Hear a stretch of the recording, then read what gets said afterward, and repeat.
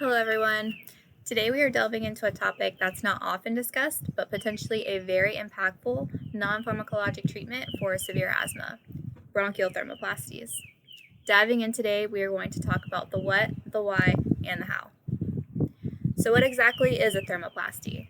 It's a specialized technique that uses heat to reduce the mass of smooth airway muscle with the goal of reducing asthma symptoms and exacerbations.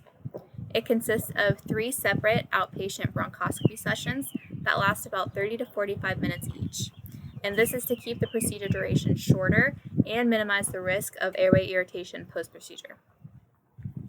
Why and for who is this procedure recommended? GINA, the Global Initiative for Asthma, recommends considering a bronchial thermoplasty in difficult to treat and severe asthmatics that do not have type 2 inflammation. So let's explore a little bit more into what that means. Type 2 inflammation is found in roughly 50% of severe asthmatics. This inflammation is characterized by eosinophils and increased FeNO.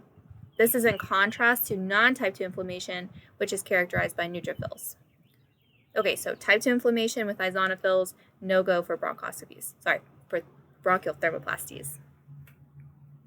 What is difficult to treat asthma? When I first heard this term, I thought it was a joke, but this is a legitimate term for asthmatics with uncontrolled symptoms despite taking high-dose inhaled corticosteroids and oral corticosteroids.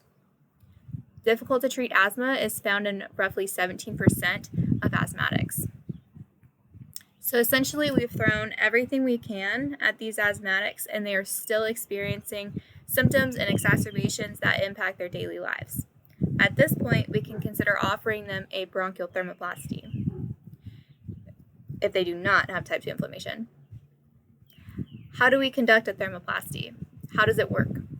First and foremost, the patient is given oral corticosteroids several days before the procedure and then extending several days after the procedure to minimize post-procedure airway irritation.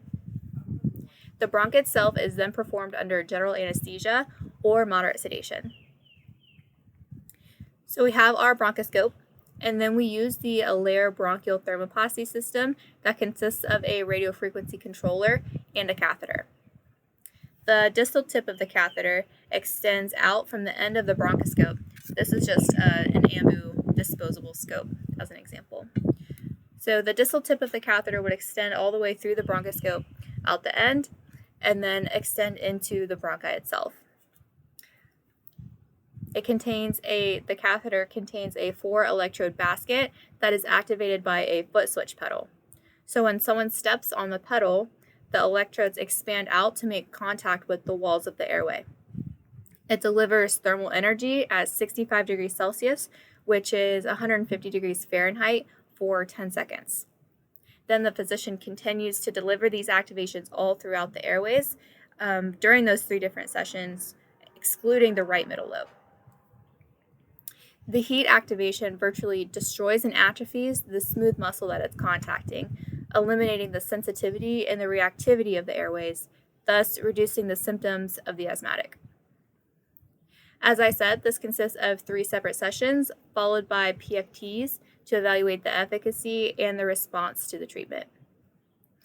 So we have covered the basics of the what, the why, and the how. What questions do you have for me about bronchial thermoplasties?